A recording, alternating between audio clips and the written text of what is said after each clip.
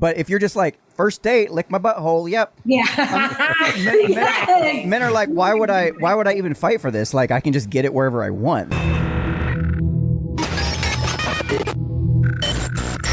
Welcome back to another episode of the Unframe of Mind show, where we have uncomfortable conversations without a condom. You guessed it. I'm your host, Daniel Wagner. Anthony Trawick. And we are here with some new friends we've just made from Two Girls and the Painted Man. Old friends for me, but new for you. Yes. Is that the name of the podcast? Two Girls and the Painted Man? The twins and the Painted Man. I'm failing already. I knew with the way my memory works, I should have written it down. But I know, dude. Come on. I just told you. I know.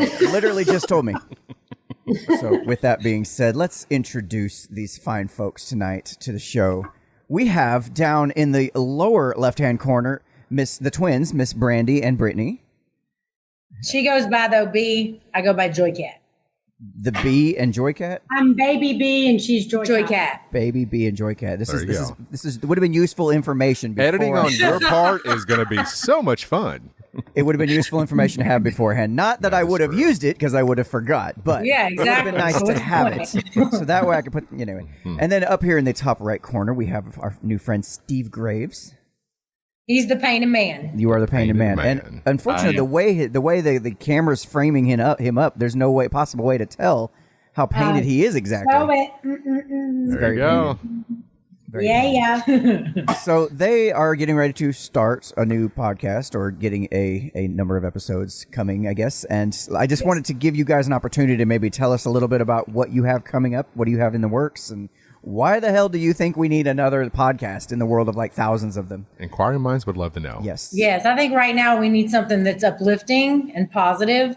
And our stuff is about like real life issues that people deal with right now, not just based on COVID and all this political crap that you hear about. It's not just based on that. It's about like every single day situations, and how that we base it off of also like if political issues, religion, all the stuff that everybody's arguing about, it can affect you and stress you out, but you still have every single day situations, that you're dealing with. And that's what we want to kind of touch base on and just let people know that they're not alone. Like life right now is stressful. So it kind of emphasizes everything else in your personal life. You know what I mean? Right. So it's really just about a self-help podcast to motivate, uplift, and let you know that you're not by yourself now. Get out of the world for a minute. Yeah. Right. Yeah. So I've had a chance to listen to some of your podcasts, kind of give the audience a little bit of a description of the shows that you currently already have out there. What are some of the subjects that you guys have discussed? Well, the first one that we did, we didn't mean for it to kind of go towards this topic, but we were talking about on social media how girls these days pretty much put everything out there, right? But they're really just focusing on their butts. Wax that butthole. Yeah. So it went from us saying how inappropriate it is and parents needing to monitor these kids from doing this.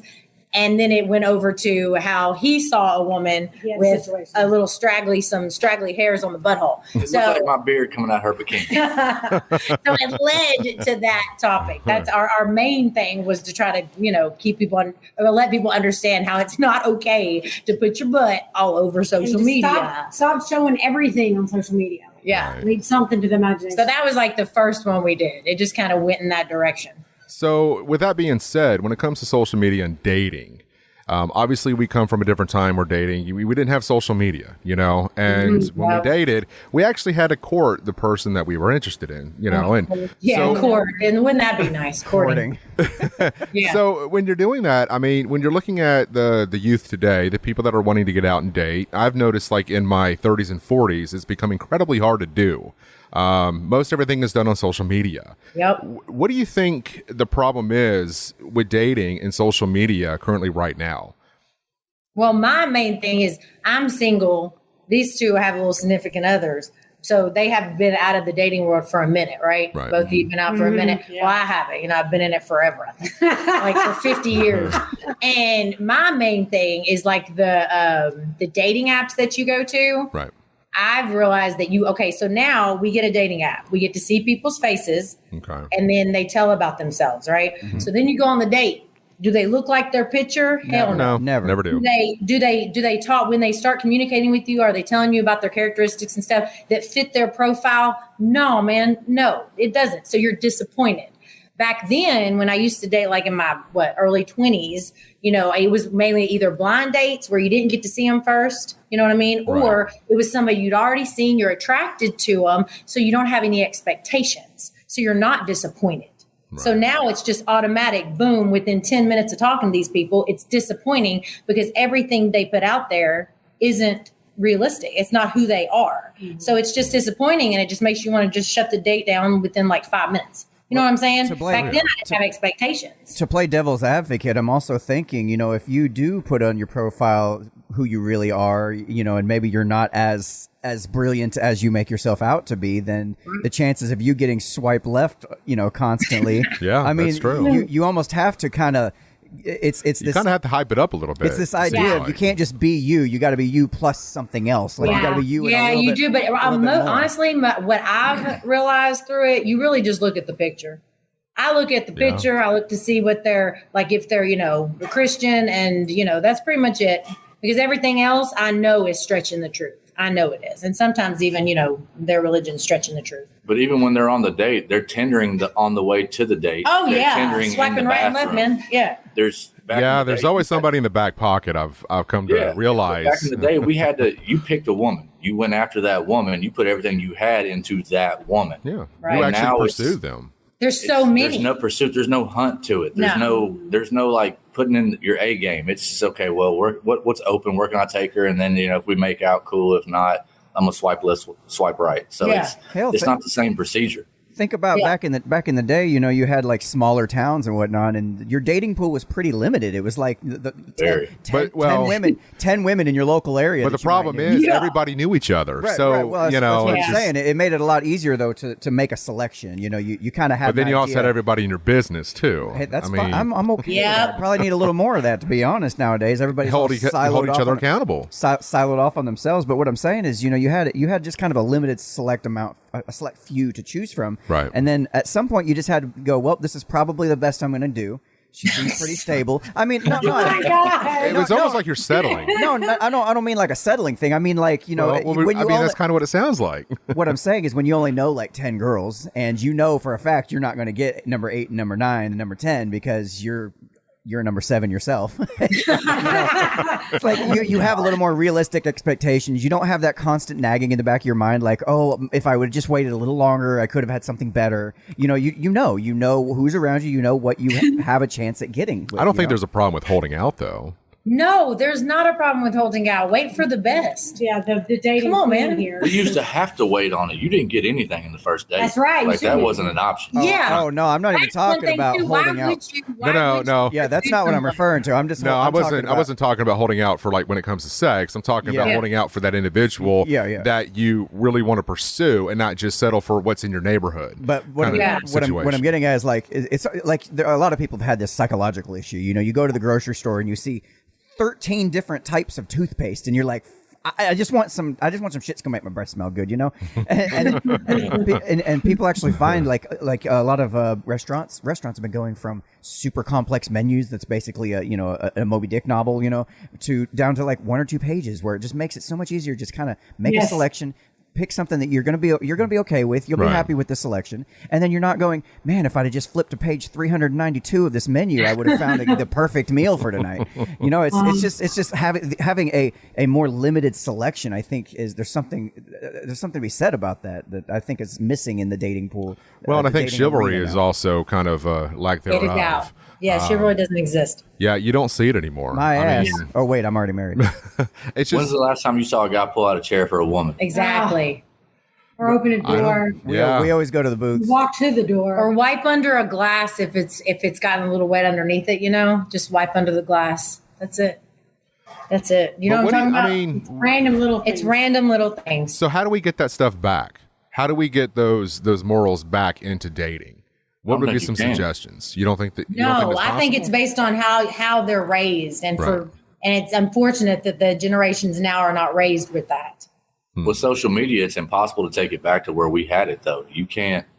We didn't have that opportunity. Like he said earlier, we had a limited pool of people that we talked to that we knew. We didn't go to different towns, 3 towns over and meet so and so at a party. We didn't get invited. You had the people that were in front of you, and now you have thousands of people in front of you, people in Spain and Europe. So who cares if it doesn't work out with that one? It's not, I don't think we can go back to where it was. Well, also, for an example, I dated a guy that was like 10 years younger than me.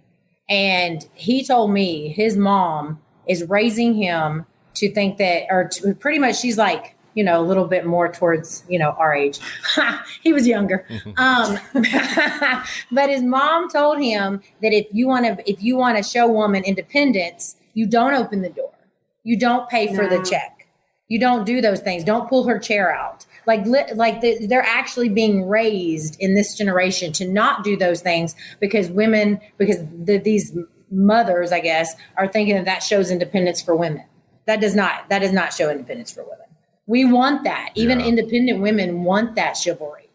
But that's what sweeps you off your feet. They're also not teaching the kids these days, whatever. I hate saying stuff like that because it makes me feel. You just sounded no less than 60 teaching the years girls old. to not go out with guys unless they do those things. And a lot of the girls, when I was in esthetician school, a lot of the girls were 19, 20, even up to 25. There was no meeting even on the internet, connecting, going on a date and going and going home, seeing what happens. Yes. It is now. You met up with the guy, you do the nonsense, and then you go on. And then but even the girls are doing this. It's not just the men not being chivalrous. It's the women not being expecting more. Not expecting more. Not expecting more. And I've always maintained that the responsibility for the dating pool, the dating situation we have nowadays, is probably a good 75% the women's fault. I'd say. Yes. Because I believe that. Because men will shape themselves and conform to whatever we want it, and we're going to get it. And whatever you expect of us, we're going to bend over backwards to try to make that happen. Right. Yeah. But if you're just first date, lick my butthole. Yep. Yeah. Men are like, why would I even fight for this? I can just get it wherever I want. I don't have to work for it. What's sad is I think that women are being raised that if they don't do this kind of stuff, they're not going to be able to keep a hold of the man. And we were raised or even get a man. We were raised where you didn't need a man. So we make them work for it. And if they get us, great. And if not, we're going to be fine. Yeah, exactly. We'll be totally fine. Now, I have a friend of mine who is getting to the point where she wants to settle down. She wants to have a family. She's a good Christian girl. She's trying to hold out. She's not had sex. She doesn't want to. She wants to wait until marriage. But at the same time, she's wondering, okay, where are all these guys? Where are these good quality guys that are going to hold out for it? She's almost expected to do it, and it's really it's getting her depressed, honestly, because she's not finding anybody that's willing to kind of meet her at her level and wait for that big prize at the end of the game, so to speak. And I don't know what kind of advice you could even give her, especially with you got all these other women that like you were talking about at the beginning of the show, just.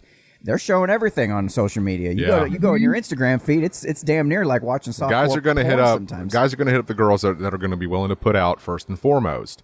They're not looking for any kind of substance. But for the ones of us that are looking for substance, it's damn near impossible to even find it.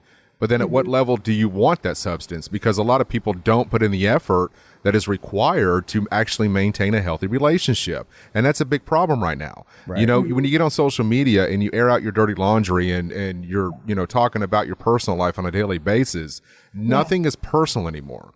I don't put, when it comes to social media, you hardly see my daughter on social media. You don't know anything about my dating life. You don't know where I work because I feel like I need to keep that private, And that's the only way I can maintain the integrity of my relationship is if I keep it separated from social media. A lot of kids these days I've been with a guy for 10 years and I am single on Facebook. It's not because I'm looking to get anything from anybody else. It's because it's none of your business. But I think people put too much emphasis on what social media says we should be or what we ought to be and what our status quo is when it comes to either being single, in a relationship, or married. It should not matter. And I don't even have anything on my profile whatsoever because it's really honestly nobody's business. I don't either. And, you know, I see a lot of this with my friends. And, you know, I don't know if it's a generational thing or it's just the way everybody's kind of adapted to social media. But when you look at it and you see, you know, oh, hey, did you see where such and such is, you know, now in a relationship? And I'm like, I don't really give a shit. That's none of my business. Yeah. You know, so, I mean, it's crazy how much social media has really kind of changed the dating life these days, and the way that everybody kind of focuses in so much on what is put out there on social media versus real life. Now, what I've learned over the last year, especially during COVID, is that being isolated or being in a situation to where you're having to spend a lot more time with your significant other has proven to be very problematic because you're learning things about your spouses and significant others you didn't know anything about. So is that something you guys have kind of run into with your situations and relationships right now, or? That's you two. I'll go ahead and tell you right now. I was a tattoo artist for 17 years. I still tattoo. I spent very little time at home. I was pretty sure I knew who I was with, but the whole time that I worked all the time, I'd go in at 8 a.m, get home at 10:30 at night. COVID hit, and all of a sudden I'm like, did you just fart in front of me? Like, I didn't even know you farted. Like, was that a thing? What is happening That's here? supposed to be like a 20-year down the road thing. I think she missed me at some point during those times. Though she was mad I worked so much, she missed me. She didn't get to see me all the time. Now I'm in her face 24/7. Yep. And I think she kind of wants to beat me with a baseball bat. I think she wants to throw me out the window sometimes and just tell me to leave and go take a jog for 17 hours. And, you know, it's kind of ruined most relationships, in my opinion, because we're forced to be. I like missing somebody. I do too. I want to like relish the moment you come home so I can explode on you with this energy that I have. And when you're there in front of me all day long, what am I supposed to do when we're sitting out on the couch at night when I would normally be coming home? I've seen you all day. I've got nothing to say. I've already said it. Yeah. And I think it's hurting my relationship. It's making relationships that aren't that old feel a lot older. Yeah. And the spontaneity and that excitement of learning new things about that person stuff is starting to. You have to really fight to keep it going. The relationship, you know, when you're at some points, like me and Steven have been with people for a while, it's same thing. My guy would leave. He'd go out of town for conferences and stuff, and he hasn't been. And it's kind of like you love him, and you know he's my best friend, but I'm also like, oh, I'm gonna kill you if I don't get away from you. And there hasn't been a lot of spontaneity and stuff because you can't be spontaneous if you see somebody all day long. And but also because of COVID, you can't be, you know, spontaneous going places. Yeah. Like they used to, he swept her off her feet because they'd go on trips and he like treated her like Cinderella, took her everywhere. But now he can't take her anywhere except for like, you know, the backyard. I kind of feel like before people actually start dating each other, there ought to be a written rule somewhere where you must spend 30 days with somebody nonstop just to see if you can get through that 30 days and even pursue that relationship. Is what it sounds like to me. There's no way, dude. It'd be 5 minutes in, I'd be out. I need to be away from them so that I like them. Well, I was actually talking to one of my clients today about it, and I was saying, she's like 25, and I was saying, you know, do any of your friends ever talk on the phone anymore? Do y'all, like, you know, when you first, I miss that. The guy would like you, you give him your number, he'd call you talk for a couple weeks before you go on that first date. So anything you knew about him was from what he told you, you know, and then you go on that first date, you decide if you want to go on that first date or not. Now it's like, I said, do any of your friends talk on the phone or, you know, even get to know the person besides what's on their profile? And she said, no. We text. And you'd be laying around. You'd be laying around talking for like 3 hours until one of you falls asleep. And yes. and you wait. And That's you're like, oh my God, that is not happening so tired. anymore. I stay on the phone till like 3 a.m. I can remember back in high school, I was that way. It was like, sitting by the phone waiting to hear from somebody. Yeah, it used to Running You your got excited sibling, when you came home? running your sibling off the phone, like, hurry up and get off the phone. I'm Yeah. expecting a phone call, kind of thing. It used, it used to be like a common joke, like, no, you hang up first. No, you hang up first. No, you ain't. No, you ain't. Now it's more like, no, you swipe right first. You swipe right. Yeah, I do miss those days. I mean, you really, it kind of forced you into a situation where you had to communicate in a way that was vocal and not through text. Because in my opinion, even when you're in a relationship now and going through text messaging, everything really can be misconstrued. Yeah. And that has caused more problems and more issues with a lot of couples these days, because you really don't. To me, it's also a sign that you really don't know your partner either, because you don't understand their mannerisms. You don't know if they're being sarcastic and things that you ought to know, but you don't, So it's just crazy. The biggest thing that I noticed was, while I'm at work and she says, oh, I've done this today and I've cleaned up this and I did all this and I'm exhausted. And then when I'm spending all this time at home lately, it's like, oh, you didn't actually do all that stuff, did you? You just kind of pretended like you worked as hard as me and tried to come up with some shit to make it sound like, okay. And it's a little disheartening, quite frankly, Yeah. I don't know, man. I just, it's crazy how the dating world is. And it kind of makes me wonder what the longevity is going to be for those that actually do get married today. What the divorce rate's going to look like 5-10 years from now, even if it even makes it that far. Right. So I don't know. Those are scary times, because you really want to see people happy, genuinely. You just don't have that anymore. Right. And you really want to see people genuinely happy.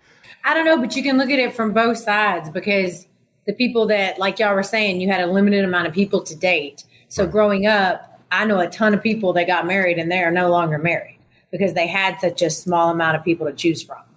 So they chose to get married, but they're not anymore. You know what I mean? So now you can, on a positive note, you can look at it like, I've got a ton of options, and you don't have to limit yourself to the 10 people from your hometown. I am kind of curious about this, and something I want to ask all of you guys. So with knowing the way dating is these days with social media and so many options out there, would you almost say that it's safe to say that it might be safer to date somebody that might be a mutual friend or even a friend? Yes. Absolutely. It's interesting because that was always the reverse, reaction that I got from people, say 5-10 years ago.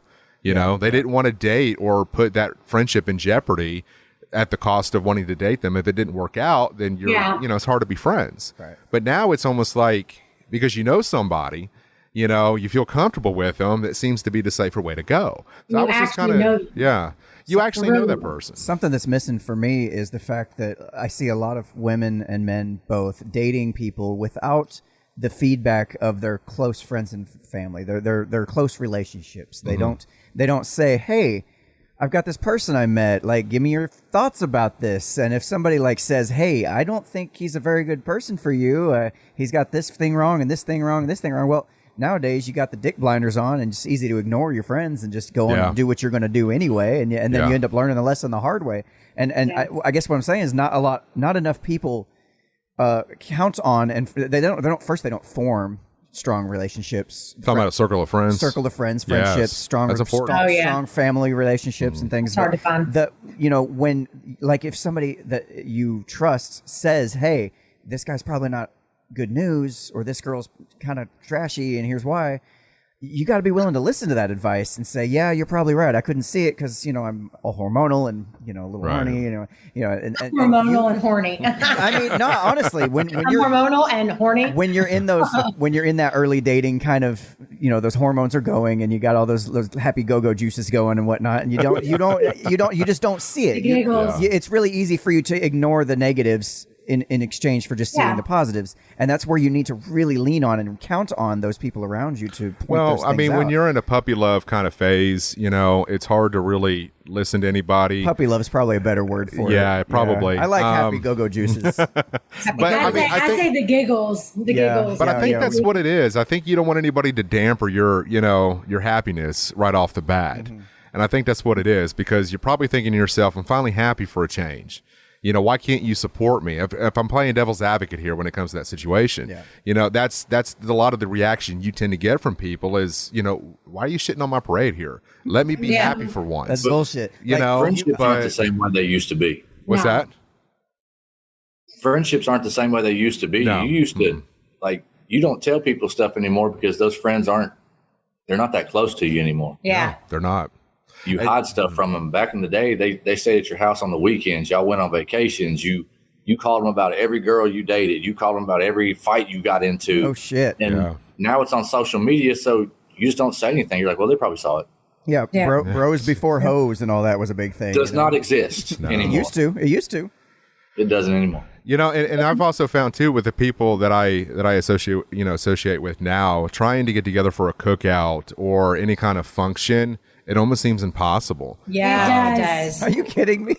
It's not like it does. It does. It's not like it used to be. No, people gathered together to stay close. Now they just depend on social media. Hear me out here.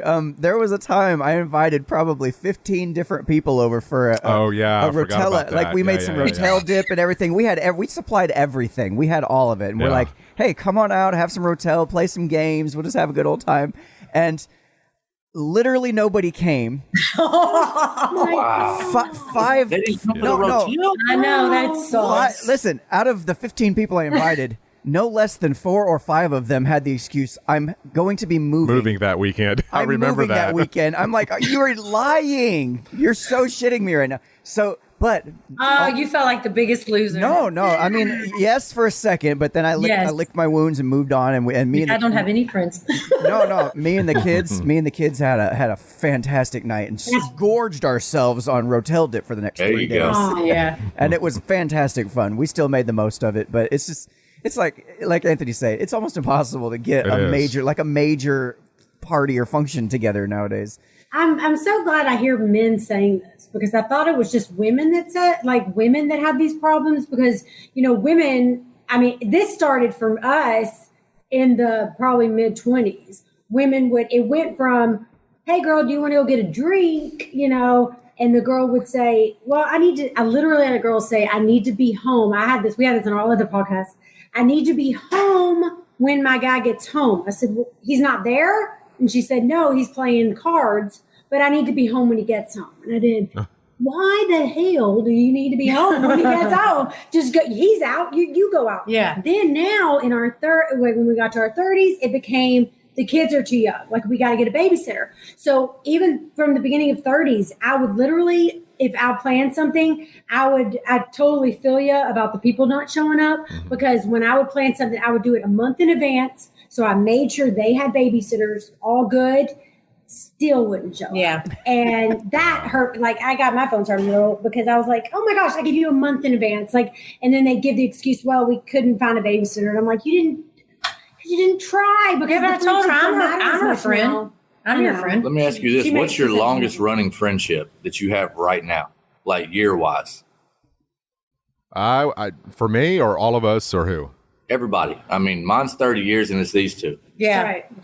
My longest friendship, well, I moved up here in 91 to Nashville to Mount Juliet. So, that was back in 91. So it's been more than 20 something years. And you still have that friendship? Still have that friendship to this day. No. Yeah, that's awesome. What about you, Dan? 10th grade, whatever fucking year that was, 2000. I guess that would be 2000, 21 years. 21 years. But you ask kids that now, and their answer is like, I don't know. A year or two. Yeah. I don't know. Couple. There's maybe somebody I've known for a little while. They don't cherish that brotherhood or that sisterhood or that whatever that we used to like relish on. Yeah. You wanted that posse around you. Like, these are my people. You got in trouble together. Yeah. Well, hell, it's easy to be distracted and stay entertained. Like back then, we didn't have internet and stuff, so we had to stay entertained. Right. We had to be creative. Exactly right. You had to plan stuff to do. That's right. Now you just pick up your phone. It makes you sick. Yeah. Well, it makes you appreciate the childhood we had. Oh my God! It's. I know. We just sound like a bunch of old fuddy duddies. I know, right? I think about it, but I don't know about We're y'all, but loyal I'm like people. super young. Like I just turned 30. So I heard you had a great 30th birthday, by the way. how did you? Thank you. I'm just really curious because I can do a little bit of math. is how in the world do you have a relationship that's over 30 years, but you're just turning 30? Well, we were born at birth. Like we got to know each other when we were in the hospital. Yeah. Is this like a So she's like, oh no, I gotta come up with something. I will give you 10 years old. I will give you time traveler as an excuse. Yes. That's fine. I'll take that as an excuse. Well, I do a little bit I of actually this lost and my a little bit retainer of in their this. backyard fire when I was 10 years old. Yes. Oh, And he got in tons of trouble for I it. got Is grounded. that what you kids called it back then?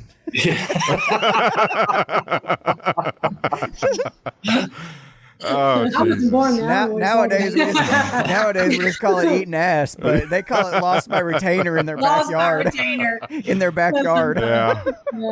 Now, I do have to ask, do you think a lot of it, the reasons why friendships don't last nearly as long is because there's lack of loyalty, trust, and commitment to the friends that you do have? Yes. Yeah, Yes. that's something I've noticed too. It's just almost like it's impossible to, have that mutual respect and understanding that if I come to you and confide in you about something I'm personally going through, that you're not going to run off and tell other people. I feel like a lot of people do that today. And then, of course, then you have social media kind of going back into that whole dynamic. Nothing is private. Nothing is personal. I mean, I value the friendships that I have. Daniel and I have known each other for about 5 years now? 42 years. Yeah, 42 years. And I'm 40. It works out good, great. yeah. Math is perfect right now. And I'm not even drinking. I'm only 37. So many relationships. No, I was just sitting there thinking, as we're talking about this, I'm thinking it might be the exact same problem as we're talking about in the dating world. It's like just you have so many other options. Like you can be friends with, like, you can pick your group specifically and silo yourself off and have this little internet group of shared interests now where you used to have to really work hard if you wanted to go join a Dungeons and Dragons club down the road or something. I just Dungeons and Dragons? Is that what you wanted to join? I just think right now I never played, but I never could find a group. I just think the problem I think the problem that you kind of run into is that Creative mind thing. I think the problem that you run into is that people aren't being selective anymore. They're not actually evaluating the people that they're spending time with No and understanding doubt. if they're actually legit going to be loyal to you and be there for you if you need them. Yeah. I can't tell you how many times I've had friends, hey, if you need me, call me. I call you, you're not answering. I text you, you don't respond back. Right. 3 days later, it's, oh, hey, man, I got tied up doing this. And I'm like, all right, man, okay, cool. Don't worry about it. Yeah, plus and I don't expect anybody to drop what they're doing to help me out. It's just at least let me know you can't help me out. At least I'm not kind of depending on you because you told me that you would be there to help me, and yet you're not. And it's just like I tell you what, over the last couple of years, I've had to really self-evaluate a lot of the people that I'm friends with, and really kind of understand the dynamics of what my relationships should look like, because I have a daughter, so I need to model my friendships for her to understand, if you want longevity in yours, this is what it looks like. Yeah. This it's is amazing what you how need to have. in the face of kids and the fact that you have to be their role model, how you evaluate like everything. Like, well, I think that's changes. the problem now is a lot of parents don't have that perspective or don't see it that way. Yeah. And because they're not modeling that behavior, so those kids are kind of wandering through the woods or lost, not knowing how to develop a friendship or to maintain it got and their have face it to last. buried 6 inches from a tablet or something. Yeah, but I've also realized, though, with this generation, we were raised, you are who you hang out with. That's it. You are who you hang out with. That's so still true. whoever, That's and they true. don't look at it like that anymore. So like You they are have the people that surround you. Yeah, so that's why they're not going to have these true, strong relationships, I don't think, because you're not hanging out with people that are like you. You're hanging out with people that are publicly or socially putting everything out there to elevate you. That's exactly right. Yeah, I heard it like you are the average of the 5 people you hang out with the most. Yes. Something like same basic principle, but yeah. Well, but at our age, you're lucky to have like literally one true friend. And I got like 2 right here, but one's related to me, so it's about blood. So like, I mean, God gave me this one, but this one's good too. But I think the one thing I going back to the relationship between Daniel and I is also holding each other accountable. If you're going to come to me and expect an honest, opinion or perspective of something, you have to be willing to accept that what you're going to hear is not going to be probably what you thought you wanted to hear. I'm not going to feed you a line of bullshit just to tell you something that's going to make you feel better about yourself. Right. Honesty's been lost. Yeah, very much so. And to me, I've always told people it seems to be a lost art. It really is, because people don't know how to be authentic. So when I come to Daniel and I'm telling, he comes to me and says, hey, what do you think about this? well, you may not like what I have to say, but I'm going to tell you. And he doesn't get upset. He doesn't get offended by it. Yeah, but I do. he kind of, Yeah, I do. Well, just not. He just wants you to come to his cookout, man. He still That's respects it, right? you in the end because you were honest with him, though. Yeah. Dude, Right. I curl up in the fetal position under my He desk. cries when he goes home. I'm not that bad. It's bruises my fragile ego. I can't handle it, but I hold out strong while you're here. I'm like, yes sir, yes sir, Yeah. yes sir. You got this, dude. That goes back to social media. We talked about this on one of our episodes about people putting stuff out there and then being so they cannot believe and they're surprised that people put negative comments underneath it. And that's like this generation now. They'll put stuff out there and then they get butthurt because people are making negative comments underneath. Well, in our generation, that's what we do. We tell the truth. That's what we do. If we're your friend, we're going to tell you the truth. But this generation doesn't understand that. No. So all they want to do is get likes, get follows, and have, you're beautiful, you're beautiful. That's all they want all the way down their Honestly, I don't even know how to talk to him. Like, I talk to him, and like, then I found out 2 weeks later that they think I'm mad at him for something. And Yeah. I'm like, last conversation we had was great. What did I say? I don't know. We just said something that was too real. It was just too real. This might be news to you guys, but I found out, according to my youngsters, that adding a period to the end of your text is a sign of being. It's almost like a microaggression. Like you're a little angry. Like you're a little, like you're a little mad. Like, You're angry then. and I had one of my kids ask Settle me, down, Daniel. ask if I was. Are you mad at me? I'm like, no. Well, next time you just need to put an exclamation mark at the end. Like, I That'll really fuck 'em up. Are you coming over to kill you? I just use Like, is proper that what they're grammar. I can't. No self-respecting grammar Nazi's going to text without a period. No. I've never texted. I don't think I've ever texted without a period. Uh-uh. And then I put exclamation points. What does that mean? Yeah, does that mean they think You're we're excited. yelling at them? Like, ask your kid, what does exclamation points mean? They need a safe space. Did you say you only text 1 week a month? Is that what I'm hearing? That's a lie. Who? Brandy, Who? you said you never text without a period. I heard you text only 1 week a month. That's what I'm hearing. It always comes back to the period. Everything goes back It's all to the about that period. music. Oh, she said something. She's on. Hey, I think- I think I figured out- Is it about your time of month? Because you're becoming psycho. I think I figured out why her dating game. I do wonder something. With them being twins, Yeah. are they kind of? Are you guys pretty much on the same cycle No, I time? just- Yes. No, I just found out why her dating game's all off. She only texts guys 1 week a month, dude. Explains a lot, actually. About friendships. You remember back in the day, you could fist fight your best friend, and the next day y'all would still play Sega together or Atari or whatever. Uh-huh. You can't do that anymore. No. You get in a fight with somebody now, that's game over. They put you on social media. You've been blasted. You've been they might even bring a gun or a knife to that fight. Exactly. Like old fashioned fist Well, fights. that's how works. that's how guys kind of did it, though. I mean, you fight it out, get it done with, and whoever won the fight won their argument. You know, it was. Yeah, it that was wasn't it. about Pretty much you how it was better than handled, me. You yeah. just let it go. You just let it go. I never. We didn't do miss that. those We days. mainly we did the ghosting thing that you do now, the ghosting, except we just didn't do it over social media. We just didn't talk to that girl anymore. And maybe it's just me, but I cannot tolerate somebody if I text you like a question or hey, what do you got going on this weekend, like on a Tuesday, and then I don't hear back from you until like a Saturday. Like I cannot. Don't do that to me. Oh, I can't stand That's that. That is. I understand we all have busy lives, but again, it's just. I just You keep mean to texting tell her. me I out of just keep 24 texting her hours and in a keep blowing day, her you up. can't just take 2 minutes on the shitter and respond back to me? I mean, come on. I'll just keep texting I her, think man, that's until she official answers. text time too. Like when you're taking a poop, that's like official. It Like is. run through your text That's time. when you catch up with everything that you've missed all day. But I've never understood that. Like, who doesn't? I mean, you're not that busy. Since we got smart, Baby B, explain ever yourself. since I got a I don't smartphone. understand. Y'all saying I don't text you back. It takes her like a week. No. Oh, I didn't mean to start a little argument here, but yeah, go ahead. Yeah. If they text me, usually I'm working, like I'm constantly working. So Right. if they text me while I'm lashing, like I'm not one of these people. I'm an esthetician, so I'm not one of these people and a lash artist that will look at your phone, like look at my phone while I'm lashing, Right. or doing facials because that's my Unprofessional. client's time. It's unprofessional. That's Yeah. not- So then I go back and I look at my phone and I say, and then And then she forgets and she texts back a Then I week start later. cleaning the room up or something, and then I look and I'm like, oh shit, I Right. never text him back. Like Right. I texted him. I completely That's my excuse, understand. so. do that. You're all the same time. way. I do Yes, that all you- the yes, time. you do. It's I try to not check a text that I can't respond to right away. But I'm more or less talking I know about that I will forget about it. But I'm more or less Yeah. talking about the individuals that you may not be so familiar with. Yeah. You know what I'm saying? Like, I know that's you, but I'm also around you a lot, and I know you very well. Yeah. But for other people I may not necessarily know that well, that's where it kind of bothers me. But, Yes. I mean, that's fine.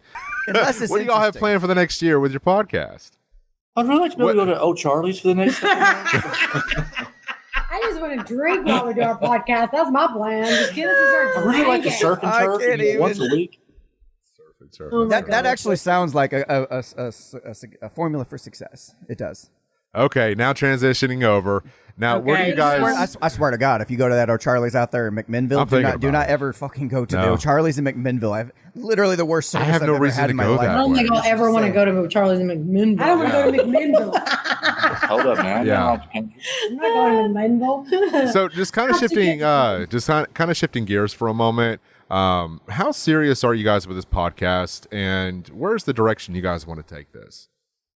Well, we all of us have like kind of a background in radio. Okay. So that's the idea. Well, that was where I came up with the idea because we did I actually did like an internship with the station, and he said the next thing is podcast. That's what you have to do Right. because that's what's going to build you up. So I reached out to both of them because we have degrees in it. He worked for 102.5. 2.9. 102.9. And so we want to do, we want to make it as big as we can possibly make it. Anything to We like uplift talking. and uplift, motivate people. That's where I'm driven. I'm driven to help people. I want to help people to make them realize that everyday life can suck, but we all should understand each other. You know what I mean? Like Right. we're all dealing with the same stuff. Yeah. So Oh, you're not absolutely. alone. And that's the main thing. I just want to encourage people. So I got an guys idea. on- I got an idea for your show. Every single time somebody mentions the word COVID or Biden, you have to put $1 in the swear jar. That way, or in the trash can. that way, your show is actually something different than everybody else's. Yeah, Because that's there you all that go. everybody discussed at this point. So Yeah, that's what all anybody discusses. So we don't want to hit on those topics. Everybody has their own opinions. No one's going to change their opinions. Honestly, It is I'm what it is. not surprised there isn't like a cooking show like Cooking with COVID. Like it's gotta, it's Yeah, like that's everybody's true. doing it now. you're on death's bed, you're trying to do a cooking show. That's going to turn out so great. Yeah. Yeah. Yeah, Had a so rack you of talked about COVID, everybody's doing it. Like actually like a remote, like going places and being able to actually talk to people that pull people like off the streets, go to like a bar. I'm tired of people are hearing from famous drinking. people. I don't give a damn what famous people are Yeah. doing. Right. I'm too simple for that. I want to hear what Real normal people go people, through. man. Yeah, that was something we kind of discussed, was doing a podcast, like a live podcast at a bar or an outdoor setting, and actually inviting people to come out to participate in that. Yes. To kind of see how this actually does work. And then have on those people, if they want, that do show up, And we sell that merch can actually like- participate. We sell merch like a rock concert. We have an opening act and everything. Yeah. Yeah, I mean, you have your opening act, then you have your bigger podcast to follow, and then you're selling merch and you're talking to real people, and you listen to the stories that they come to you about that you've discussed on your show. Look, all I care about is that there's a mosh pit at some point at my show.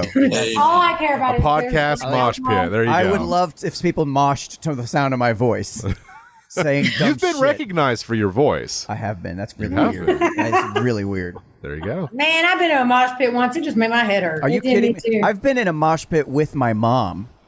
That was well. no, you don't understand. That was the most fun I've probably ever had in my life. Oh, you did have fun with it. Okay, I Yes, thought you were going it was awesome. And my brother was playing drums for a death metal band in a small in the upstairs area of a bar in Knoxville, Tennessee.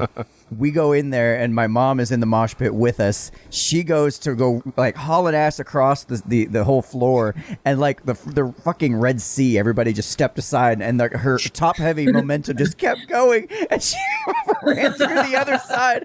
Oh my God, she got up just like giggling like a damn That's schoolgirl. awesome. It was almost like that what movie was that where they're like, oh, blah, blah, blah. I don't know. Oh God, what was that? On the new Ghostbusters, the girl Melissa McCarthy does yeah, at the end, and like catch me, and she jumps out, and everybody moves away. Yes, it was like that. It was And like she that. jumped out So real much fast fun. and said, I'm good. How the hell did we get on this tangent? Oh yeah, mosh pit at a podcast. There you go. Yes. But I do Yes. like the idea of holding a live event, though. I mean, getting out in the public, getting out in the community, actually talking to people about real life issues. You know, I Yes. mean, anybody can do a podcast in a studio like we do, but getting out there and connecting with those folks, that really is how you're going to grow your audience. I ain't bringing these. I think so. I ain't bringing these $400 mics out there with us. You did. Yeah, I'm not bringing this Hell $400 no. mic out there either. We're getting the cheap Dude, shit. $400 mics. I spent $100 on one mic once, and I thought I was gonna die. Yeah, it makes. Just listen to how buttery smooth everything is when we talk to the mics. Very sexy. Yeah, listen to that. That's awesome. We're talking about behind Steve. We got some costumes back there for him. Look, he's got tutus behind him. Please put one You're on. beautiful, dude. He's super You're beautiful. sexy. As he's in both Midnight shots, that's color. great. Hey, your form is on He's point, bro. beautiful. He's been like doing all kinds of Michael Jackson moves. Oh yeah, he did. He came in and automatically just started dancing. That was it. He looked himself in the mirror and just started like, He loves himself so much. It's Yeah. awesome. So what's in the works for you guys? Do you guys plan on actually getting a studio for your podcast? I mean, where are you at with everything right now? Well, we're just talking about these two are talking about going in together because she's an esthetician. He does tattoos. Okay. So they talked about going in together and actually, renting a space to do it. So we talked about when they do that, that's a possibility. using a little part of it. Yeah. You know, Yeah. And then we also have room here at the studio that we could possibly do it in the, we have like 1,500 square feet, man, storage over here. So we could possibly make that big room into Very a studio. cool. Yeah. It's always cool kind of hearing some of the origin stories of these podcasts. And like one day, like imagine you guys are like huge and you go back and watch this episode and you're like, oh my Yeah. God, we were such idiots back then. Yeah, we sounded were so sitting in the stupid." lobby of our studio. Yes. And With two views behind us. It's hilarious. It's like I go back and watch the original episodes of ours, and when it was just me and a friend of mine named Lee Mullendore, which is actually how I met Anthony Yep. through Lee. Anyway, so I'm sitting there looking back at those, and I'm like, oh my God, I'm like umming all the time. I sound like an idiot. My lighting is terrible. You can actually see the top light hanging down in the scene and the room, and honestly, the room we had to work with was literally about the size of your standard like bathroom. It was Yeah, it was it was very pretty tight. small. But we made it work, you know. We just keep building it up, and this is Yeah. kind of the next evolution of that. Like, I can't wait to the next step, you know, whatever that is.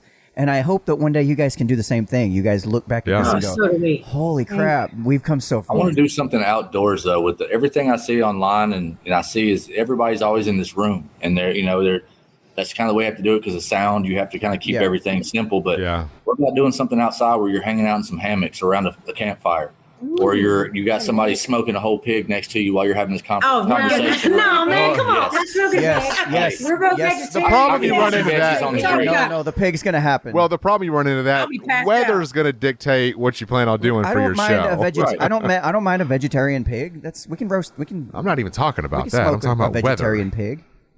Yeah, the weather definitely plays in, but I just think visually it would be It'd be cool. like a beautiful thing to sit down and watch. Like Yeah. just a group of people sitting outside having cocktails, Oh, around yeah. a bonfire, talking real. Or like the thing could be something to the effect of maybe you have friends of yours or local people that are like let you kind of borrow their beautiful space they have to do your Yep. podcast, and every episode is done from another spot that just looks Yeah. awesome. Yes. And you can shoot it all in one day, and you've got episodes that last you for like 6 Oh months. Lord. I like the idea y'all had the other day about doing it during the parade. That was something different. Yeah. That'd be fun to watch. I came up with that just because I've always gone to the Mount Juliet Christmas parades. And I remember seeing, the twins doing their thing over the years, in the parades. With our Santa outfits on with our kids dancing. Right. So to me, I was like, wouldn't that be different to actually be outside in front of a bunch of people and have everything anchored down to a trailer and then just actually, I wouldn't sell it off as a live event, but actually do a live event, but there would just be so much mechanics behind it and, audio, video, and so forth. But I think it can be done. Whether it'd be we cool can if pull you it off could- this year, I don't know because of COVID and the way things are going right now. But I wouldn't be opposed to doing it for next year, obviously, for sure. I'm thinking the podcast is going to be a way to get Brittany out there and find her the person. She's going to be like quality men are gonna be drawn. Oh yeah, like moths let me tell you, like Chick on the moths back to of that trailer. yeah, like moths to a flame. Yeah, who's the chick on the back of the trailer? Yes, this. Think about this. I mean, come on. That's like a country boy loving that girl. Hey, maybe you need a country boy. What's wrong with that? What's wrong with a good? Yeehaw. What's wrong with a country boy? That's what I'm saying. There's nothing wrong with So, country okay, boys. I've dated the country boys, and they're actually Southern gentlemen. They're country And boys you are can some get of the good generation ones. They're great. Hardest working folks I ever met. So, Brandy, I've got to ask, what is your type, if you even have a type? Do you even have any idea what that is?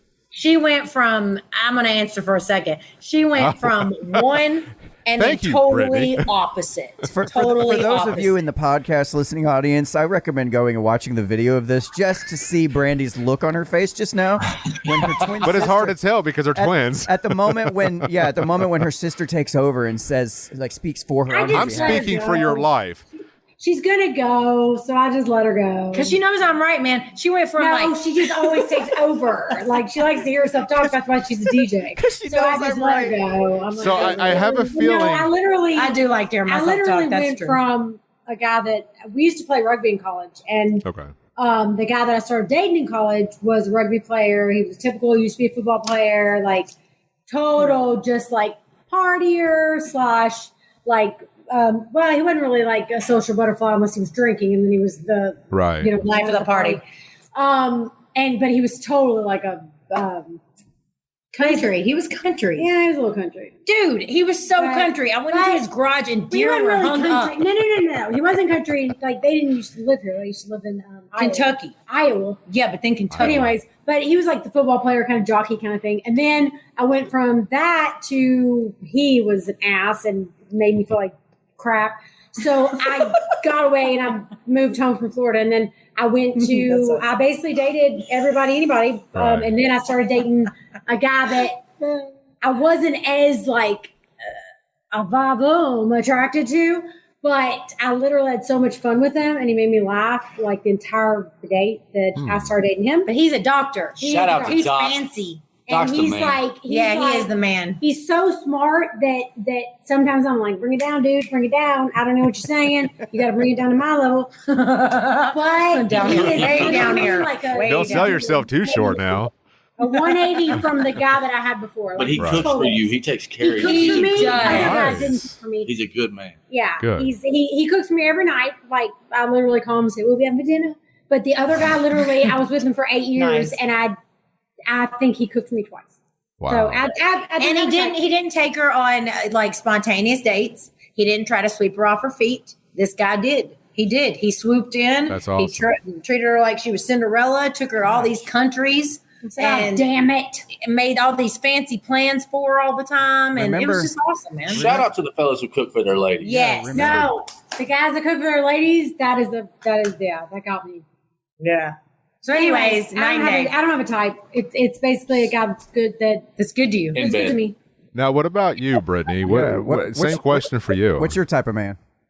What's my type? She doesn't have it. She has a here we million. go. Dude, I don't have a type. I'm telling you. I used to think tall, dark, handsome. Girl, you better get to having a type. That's what I used to think. Asshole. But then I've dated. Wait a minute. I haven't I'm just tall. dated. I'm dark. I haven't Come on, just the dated boogeyman. tall, dark, I'm handsome. I've handsome, dated but- all different colors. I've dated country. I've Purple. dated, classy, like super classy. I've dated them all. Like real artistic. When you say classy, like you Man. wear clean boxers or Yeah. I hope you all, Gotta keep that they're all butthole clean. though. They all have to be clean. Box- That's boxer my briefs. type. A clean man. Yes, boxer man. briefs. That's my type. Yeah, that's the worst when you're washing my ex. I washed his underwear. No, and man. He had No. he You're not- shorted. No. both. You And I'm I saw- sorry. That's it. Mm-mm. No. I saw that. you're not. No, that's disgusting. So I'm guessing you guys aren't into swamp ass or nothing like that. Jesus you know? Christ, no. Into what? Into what? Swamp ass. Womp ass? swamp ass. Swamp ass. Oh, I thought you said Ass. swap ass. I'm That like, good what manly is that? sweat. Ew. You're nasty. Men are just gross. My main. Okay, so to answer your question, Yes. Anthony, Yes, my type is clean. There you That's go. the main Clean. thing. All You right, have to beard. So, fuck Bearded? sense of humor. Bearded. It'll be fun. No, they Fuck have to be looks. fun. They have to have a good sense of humor. You're right. He's right. They have to be fun. They have to have a good sense of They humor. have to keep up with this. They have I to mean, be this is a clean. lot. And here's another one. You have to work out. You don't have to have like the unbelievable body, but man, That has to be your lifestyle. yeah, it's part of your lifestyle. If I have to make it look good, you need to try to make it look good. I'm not working out. Sorry. I And tell I you don't what. like this either. Nope. That. And speaking I don't of like which, because I just took up boxing, that's seriously kicking my ass, dude. That's been a struggle hard for work. me. Yeah, but that's you know awesome. what? It's like I'm motivated to do it because I quit smoking. So I kind of have to keep myself in check. So by doing the boxing, the cardio, it prevents me from going back to smoking. So it actually pays off. But good. man, it's been hard. You work your whole body boxing. I don't mind, will. I don't mind getting a workout, but it better not be called a workout. Like I'm gonna be. It sucks being the workout. No, like I've got to be doing something else, like, and it just happens to be a byproduct of doing that something else that I'm getting physical. I understand Yeah, that, right? like hiking. Like Yeah, you yeah. Go hiking, I will hike all day long. I'll climb. dancing. Well, dancing, yeah, dancing. workout. Yep. I climb like a Yeah. damn monkey. I can't. I understand I that. can't dance to save my life, but I got great Yeah. rhythm, so I know that I can dance. Yeah, you if just taught. move your body, man. I move your just body. need to be taught, but I know I can. I got great rhythm. His beard bounces to the beat. It y'all. does. It does. If you can clap to the beat of a song, man, you I can try. dance. I There you try go. not to jump around too much because shit starts falling out of it. Like it's. How long is it? I ridiculous. can't see. I have his beard. It's longer than It's long. It's way It's bigger. got a pretty good length. It's longer than mine. Yeah, see, No, it's long. Steven, It's- you keep it's- We're not talking about. Steven, It's a reasonable length that I can still put on a. It's a reasonable length that I can still put on a suit and look damn good. That's all I'm saying. There you go. That's all you need. The I back, can't wouldn't- grow facial hair to save my life. I That's can't been a remember the problem last for That's me. okay. I can't remember. Yeah, last but time I'm I got- telling you, I can't date a dude with a man bun. Hey, I'll tell you what, man. I couldn't can't do either. that. And I went to Walmart and I got this Kiwi Soul Grow. It's in the hair section. It's like this. I don't know what it is. Damn. Yeah, When did it's that become so I don't it's know. thick. Yeah, it's Good ridiculous. Lord. Yeah, When did that not get just the like beard. that? Um, What? Your pubic hair? yeah, Wait, it's wait, bushy. can't- It's can't like you- Oh yeah, See? yummy. Can't you girls reach Everybody over? wants that. Freaking forest. Where is But it? put that Soul Grow on your face, man. No, Yeah. wait a minute. Wait a minute. Watch what happens. Can't you girls reach over to our frame too and rub our chins as well? Like, how did you do that? I don't have the facial hair for that, man. Come on. It'll grow out though, man. I couldn't grow it either, and all of a sudden now I can shave this beard and it'll be back in a week. That's weird, Steven. Dang, That that's happened awesome. fast. It did happen fast. Mhm.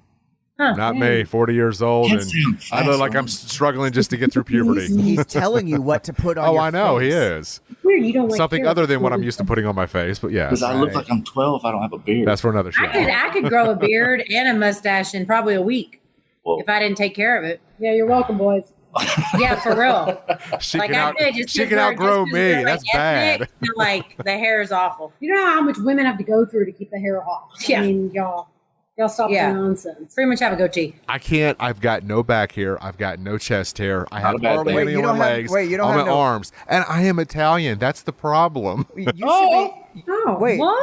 you don't have You're Yeah. Italian. Yeah, you don't even have chest hair. no chest hair, no back hair, I think you might. hardly any leg hair. Yes, I think I figured something out. You're not Italian. What am I? Overseas. Hey. Every time. If he's not Every Italian, time Steven says you got two Italian girls, and we're like, we're Lebanese, and he says, Whatever. whatever. Overseas. Overseas. I'm like, got dude, dark hair and you've known us off-skin. forever. We're Lebanese. We're not Italian. No one remembers Lebanese. Oh, yeah. Italian women are actually pretty, right? People forget Yeah. Lebanese. Lebanese We girl, got they these got noses that do Lebanese like, girls. They get that fur on them arms and shit going on. Yeah, You're but like, they're "Damn, so girl." exotic looking, though. That is, yeah. Anyways. But Anthony, I think you might be Asian. Oh yeah, let me tell you, that worked out great. A 6'4" Asian guy. There you go. It works out great. I think you might be When did you Asian. become 6'4"? Asians also Do can't what? grow hair anywhere. When did you become 6'4"? Kind of like through high school, there towards the end. I had That's a weird. yeah. I have to send you some Picture pictures you of back in 6'4". high school. It was just like I think I stayed like 5'8" for the longest time, and Yeah, then right you there were towards the end of 6'4". high school, I just shot up. So Oh, I don't just look anything like I did back in high Send him school. a picture of you and me standing next to each other.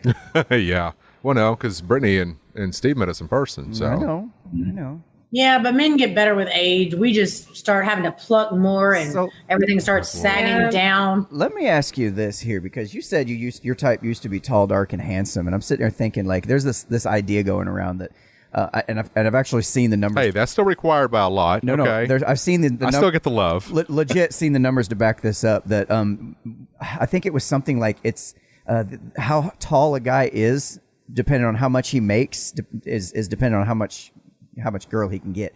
Basically, I'm doing a terrible job explaining this. Yes. The math equation is not working Okay, out in my when- head. Okay, Wait, what do you mean? Let me put it What do this you way. mean? When men are 6 foot tall, Okay. women are all about it. They're tall enough. They've Yeah, Now- that's yummy. Now, if you're 5 foot, I think it was if you're 5'10", you have to make way more money to make To up compensate to for compensate the for that Oh, difference. Yes. yeah. kind of like the That's whole big absolutely- truck I get that. kind of theory. And I was looking at the numbers. I'm like, I would have to for me to compete with just a guy that happens to be 6 foot tall, that's something he did not earn. I would have to make around $300,000 a year just to. So at my height, you're really struggling, aren't I you? know, Make like $300,000. At your height, like, and it even goes the other way. The taller you get, like, Yeah. women will freaking pay you. Like, you can be a damn homeless bum at 8 foot tall. You don't have to do shit.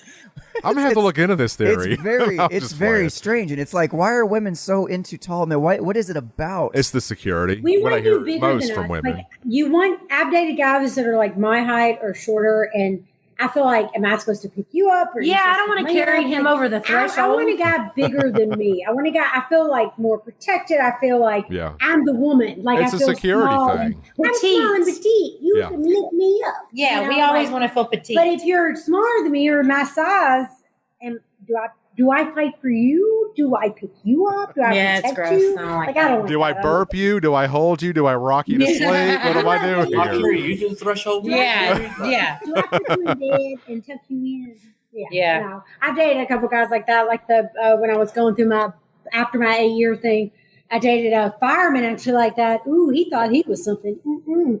And He's a fireman, though. That's okay, but he was like 4 years younger than me, and he didn't know how to freaking treat a woman. He picked me up, and then he said, "Do you want to go to Charlie's?" And then, hey, I said, "What are we going to do after?" He said, "Do you want to go to Rusty Nail?" And I did. Oh my gosh! Wow, I haven't been there in Oh, forever. Rusty Nail's the bar. But I was like, Steve's yeah. sexual term. No. Is it rusty? You And I want the said, rusty nail? but I was like, yeah. You want a both. tetanus shot, I'll bitch? give Come you on. this rusty nail. But he was like that, and he was like my size, and I was like, dude, okay, this is the last I'm going out with you. My friends like, call me I can 16. tell you that, but thank you for the drinks. Bye bye.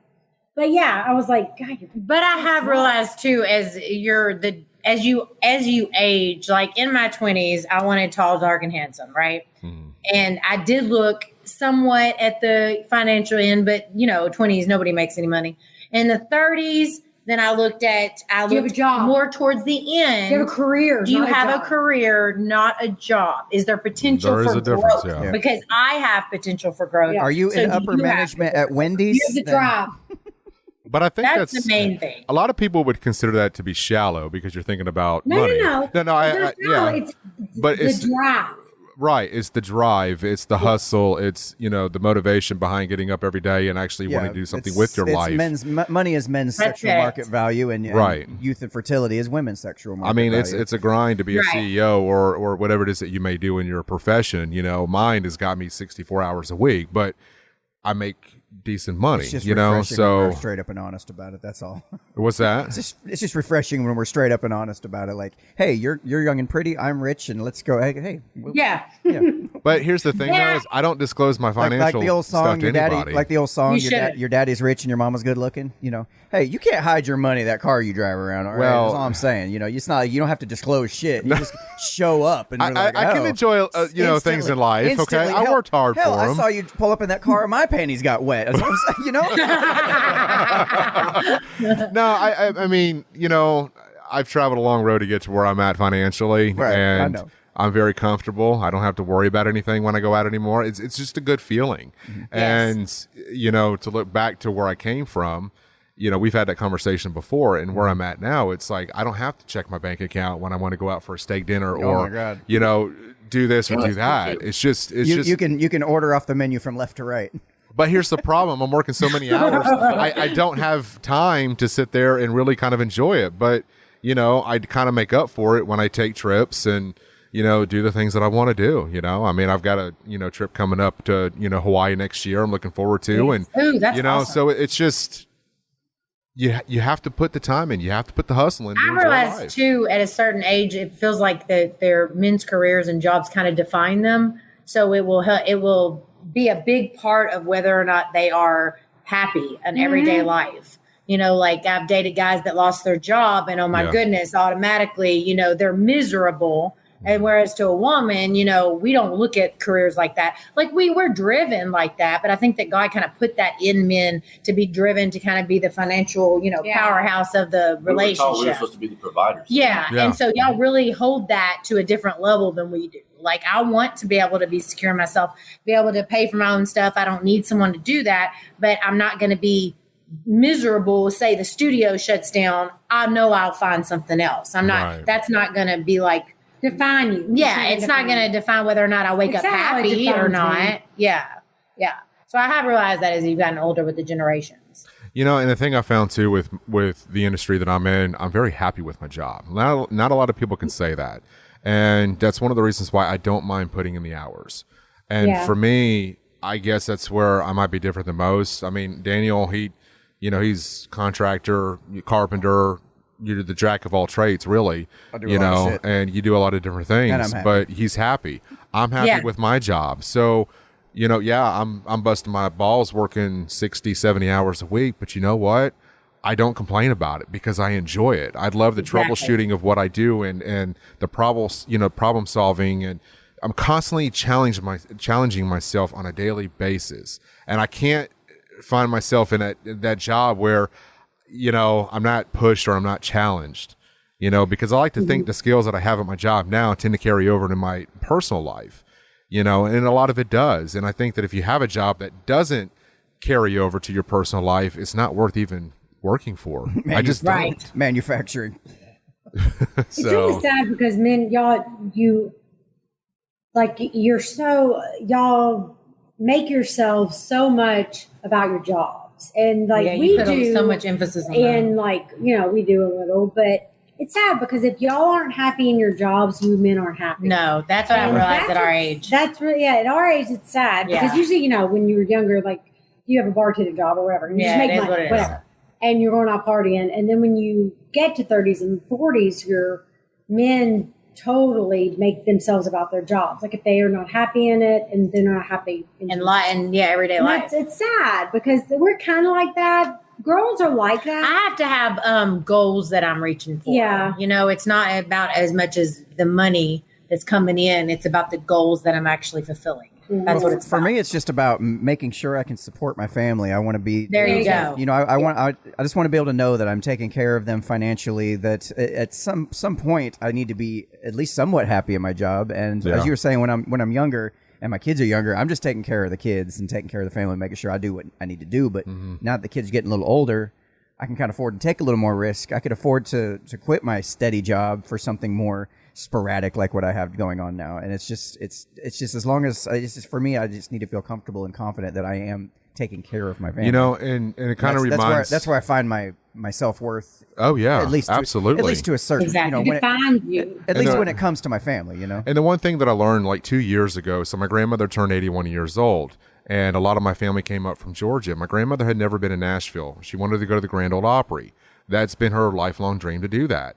And I just busted my ass for months, saving up, and paid for their Airbnb, paid for every single one of them. There's 20 people in my family that came up for this. Oh, that's awesome. So paid for the Grand Ole Opry, paid for everybody to go, took them out to dinner, treated them like they didn't have to worry about anything. So to take care of my family and then to also take care of my grandmother was a big deal for me, because that for the first time in my life, I could actually do something for others and not be so dependent on, hey, can you help me out with this and that and the other? And that wasn't the issue. So it's very rewarding to take care of your family, and especially your grandmother, I mean, yeah, that was kind of a cool thing for me to do. And I have a question for you guys, because especially being in the single world.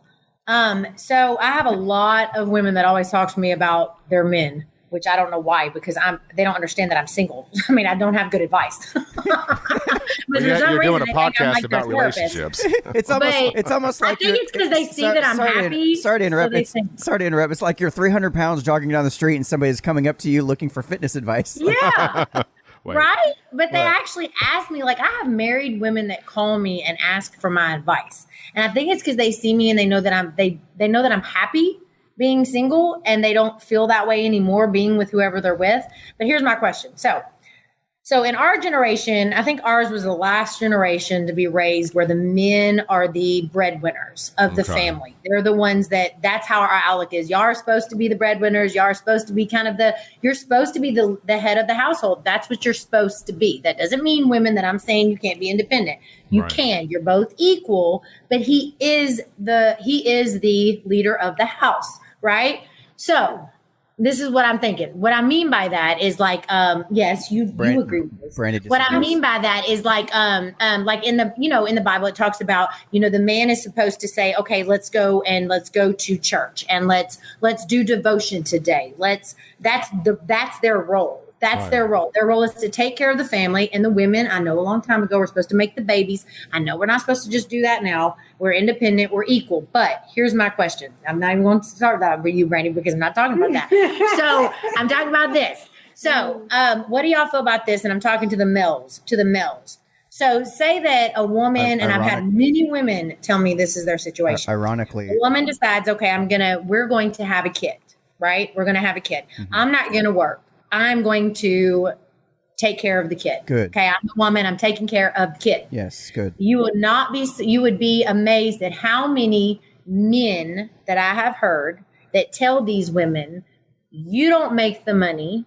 All you do is stay home and take care of the kids. Ew. You don't have a leg to stand on. They seriously have to get money from their husband. No. Right. So I guess my question is, what is it that makes men eventually say that to a woman? And I'm not saying that all men do, but I would say 90% of women that I talk to, they will say that to them. And it might be in a heated argument. It might be something they don't mean, but they will be like, well, this is my house.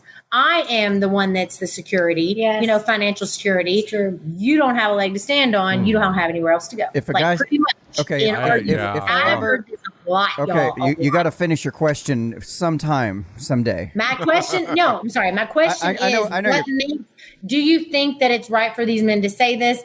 What makes you say this? Okay. So you know what I mean? Like, you want to take this first? What is your outlook on that kind of situation? Because I got a lot to say on that. So ironically, even as an atheist, I still feel like that the traditional female to male roles are there for a reason. Yeah. And I feel like there was, women are the only ones with the plumbing to raise a baby.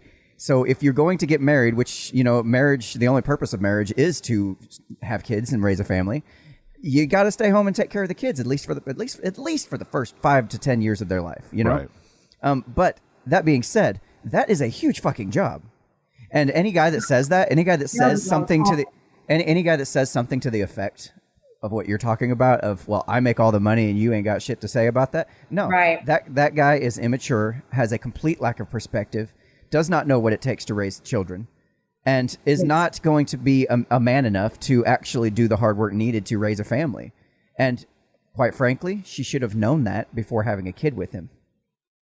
Yeah, but there's a lot of women that I know that the men were not like that. They were not like that. Yes, they okay. are. Or they changed these roles. This goes back to what we were talking about before, about ignoring the red flags.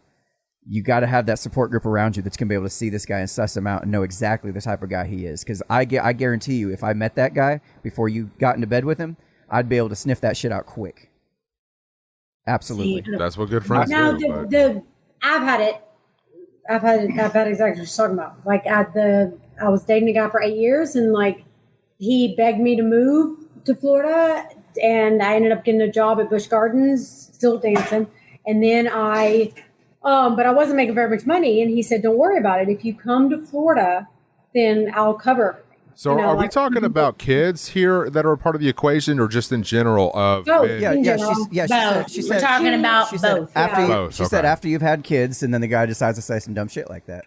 Okay, I didn't know. You don't have kids, and you move in with them, and the guy decides. They seem to say dumb shit like that. It's not right either way. Even so, if the woman's going to stay home and take care of the home, that again is a lot of work. There's a lot of work involved in upkeeping the home. And honestly, there are studies out to show this, that men who have a wife that stays at home and takes care of the household, they end up making, over the lifetime, way more money, because they can focus all their efforts on their career, and they're not trying to like split duties and stuff all the time. They're not trying to focus on dividing their efforts among a bunch of different things.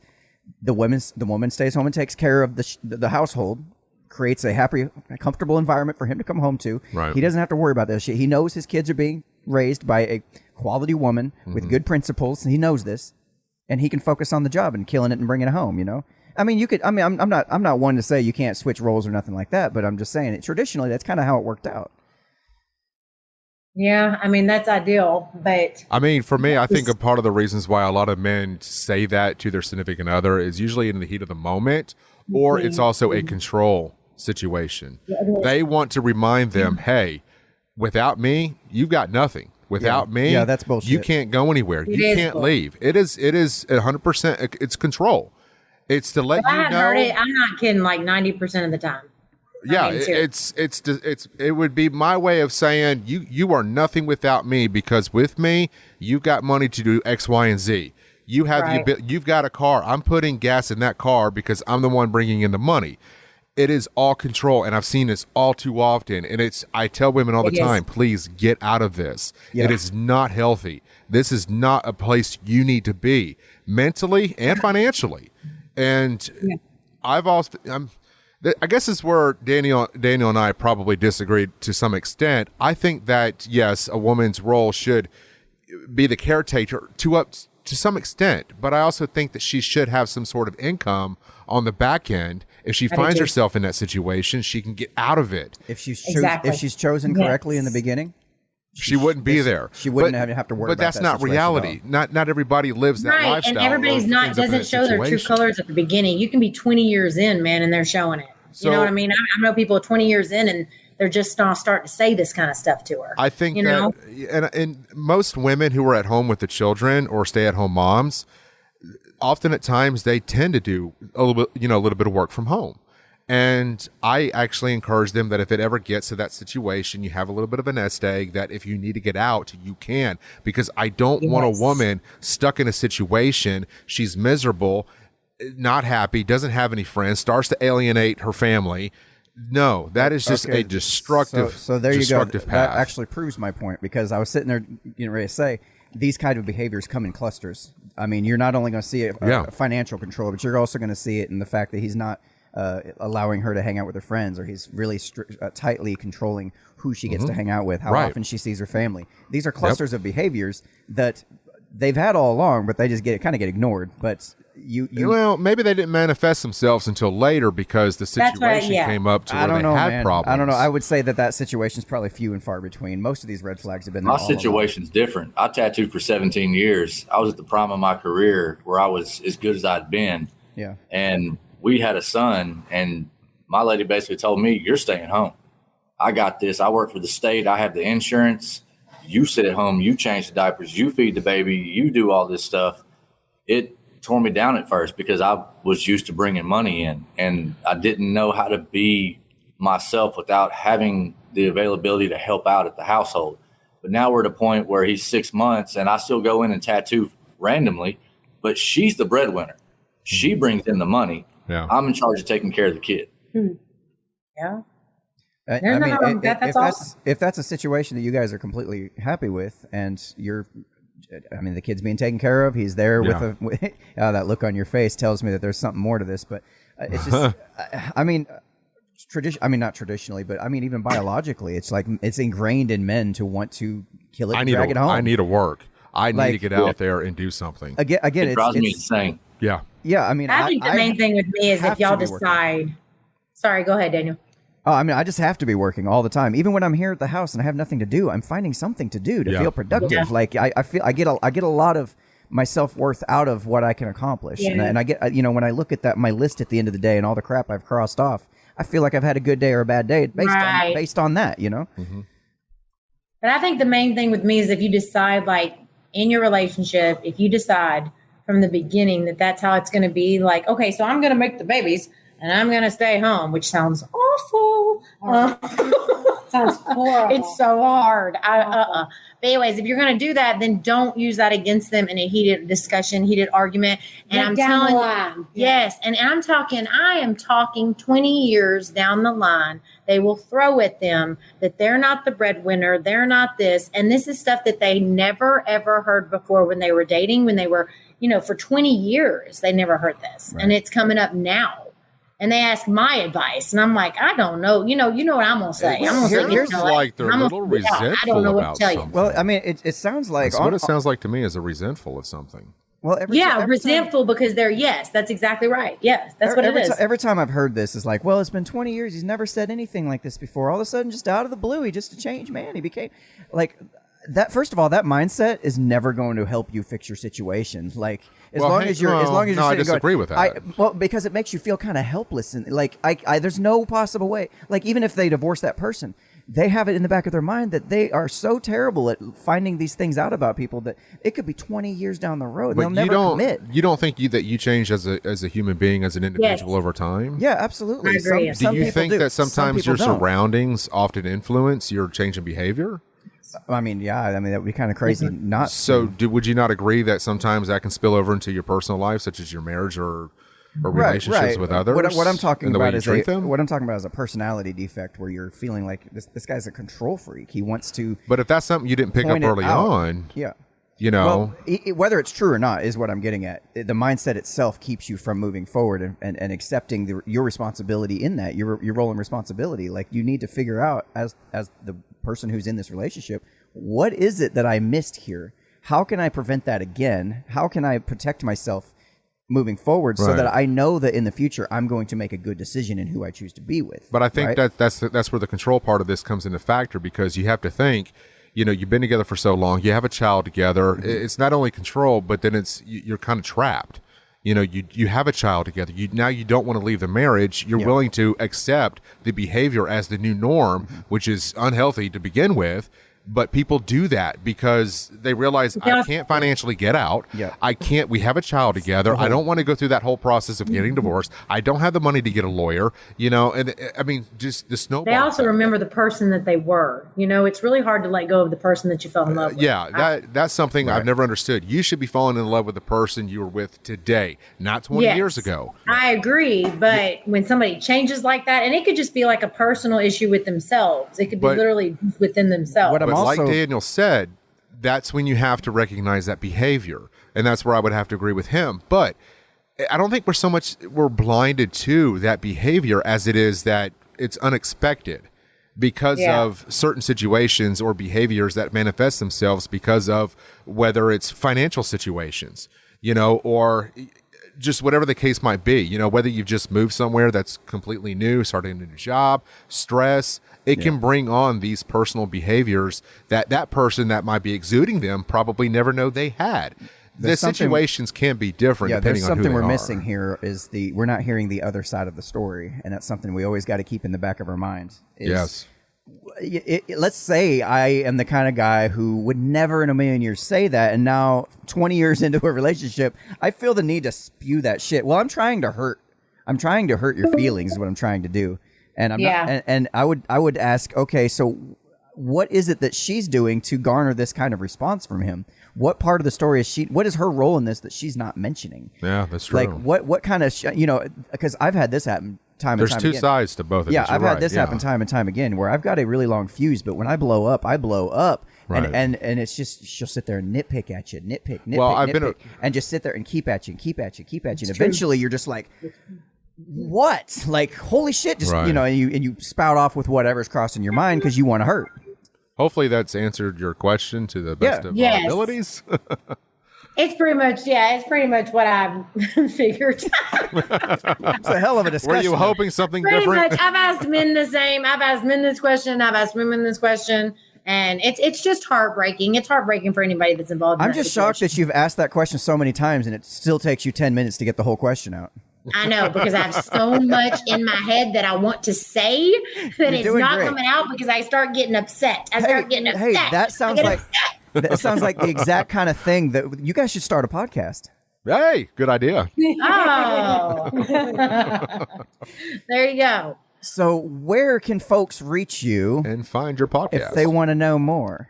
They can go on Podbean, and it's the Twins and the Painted Man, but we're also on Spotify, iTunes, iHeart, and what else? Spotify, iTunes, iHeart, Podbean. There you go. That's where we're at. There you go. So they can find us on any of those. It better be on Castbox is all I'm saying, because I can't. This is the only app I use. You said Castbox, the twins and the Painted Man, the Painted Man. Are you looking it up now? Yeah, Are you? twins and the I don't know if it's on Castbox. You are I don't even know what that I have is. just subscribed to your podcast on the twins. Thank you, sir. Thank you. Awesome. You are on Castbox. I so subscribed like 2 weeks right ago. there. We are on Castbox. You're You on are, Castbox. yeah. Man. It's. I think it pulls from iTunes, but I love. That's my favorite app to use. That's what I use as well. Yep. So, with that being said, listen, I appreciate you guys coming on today. It's been an absolute joy, and I look forward to having future conversations. It was so fun, dude. Thank you guys. so I appreciate it. Absolutely. All right, and this is Steve, this is Brittany, and this is Brandy. So, Painted Man, Joy Cat, and Baby B. Boy, those sound like some gangster-ass names. And I'm Anthony Trawick. I'm Daniel Wagner. You all have been watching the Unframe of Mind show, where we have uncomfortable conversations without a roll the intro. You're listening to the Unframe of Mind show, the place to have the most mind-stretching, unprotected, intellectual intercourse of your life.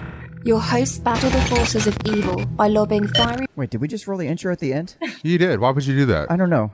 God, dude, get your shit together. Subscribe.